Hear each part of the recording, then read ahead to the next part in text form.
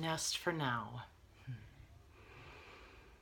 How to establish home in our thinking when we don't know how. We will go forward and what we will be doing next with our lives, with our being, when we're forced to move or forced with any kind of change. If you watched the first, the second of these videos, you know that I am poeming, sharing ideas that helped me ground my thinking and create that nest of now in moments that I was facing a lot of hard in my life. I ended the last video with sharing that I would show you how I prayed. I had written down this question, or this statement, I need to pray, as the fear was building and I was sorting and packing. I needed something tangible to do with my thinking. And that's what I want to offer here. So much more important to me than hearing a retelling of a story is that when thoughts are spiraling and fear is dominating, what grounds the thinking is meditating, is praying, is, however you want to word it, managing the thinking. You have to get in there. You have to hush the fear. So how do you do that? How do you hush the fear when, where am I going to go next? Where am I going to stay tonight? Where am I going to get food? How am I going to gas the car up? I don't know where I'm going. When all of that is flooding thought, or whatever version of fear is flooding your thinking, what do you do with that? Always helps me to ground my thoughts actually in my thinking and practically with a journal and a pen. When I wrote down, I need to pray, it was that wake-up call, that reminder tree. Hush the hugabaloo of fear. Get thought grounded in what you know is real. For me, as a metaphysician, I help folks understand that spirit is real and we have a 24/7 connection to it. So what does that mean when you are flooded with, where am I going to sleep tonight? What am I going to eat? What am I going to do for money? Where am I going to go? What am I doing with my life? When all those fears seem dominant, I feel like I'm writing out to show you how I pray. I don't know how you learn best. You might learn best by reading. You might learn best by hearing. You might learn best by writing. I'll speak out loud how I prayed. Right now, this moment, there is a source of love governing. Right now, this moment, I am connected to that love. I am the expression of that love. I cannot be separated from that love for a moment, and this spiritual fact reassures me I will have answers, and I may not know them now, but I will have answers. So then I directly addressed each fear. So right now, this moment, love is governing. I am connected to that love 24/7. My handwriting is sloppy right now because I'm writing fast.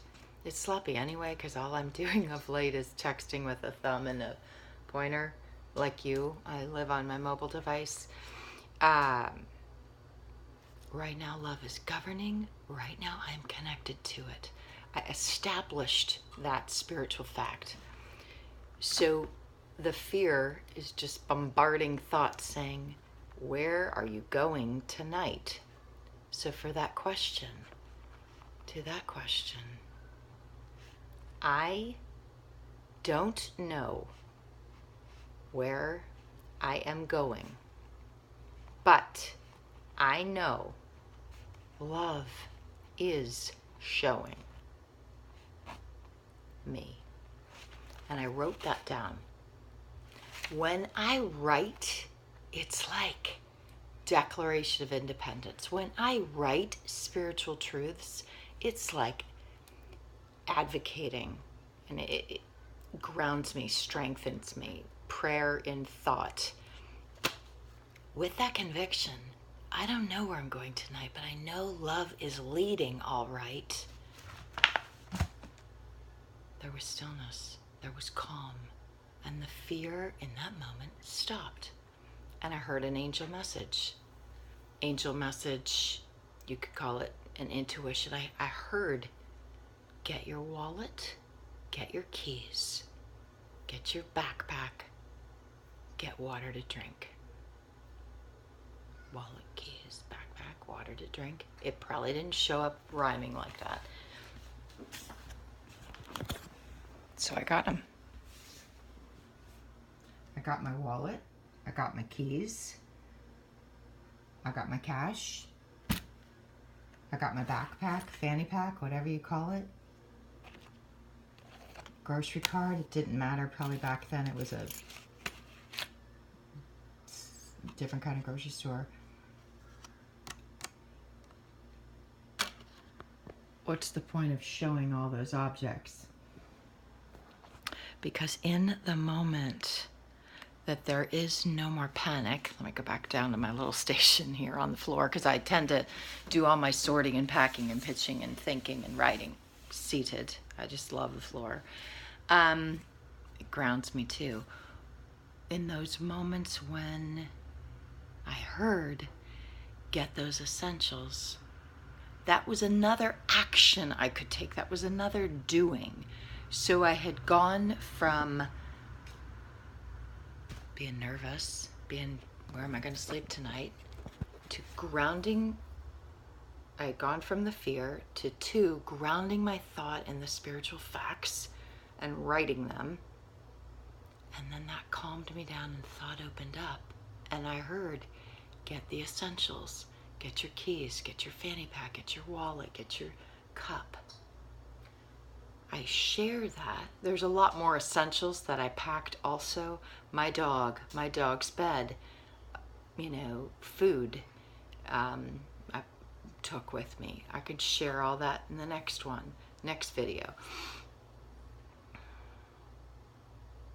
If I simply tell you, you have fear? Pray. You'll get an answer. It doesn't quite cut it. It's too scripted. It's too formulaic. It's too talking at you. It's true. If you pray and thought is still, you will get an answer. I know you will. But I can't just tell you to do something. I'm showing you through my life experience, this is just one experience, how I managed the fear.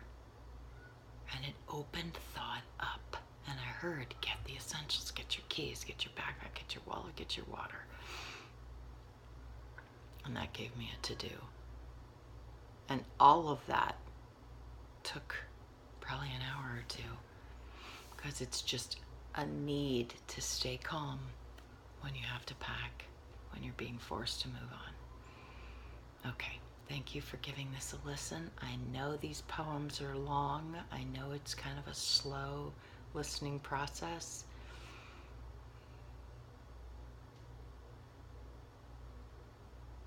Life is a journey. It's long. There's not a rush. And when it comes to healing fear, we have to do it thought by thought. My heart to yours. Till soon.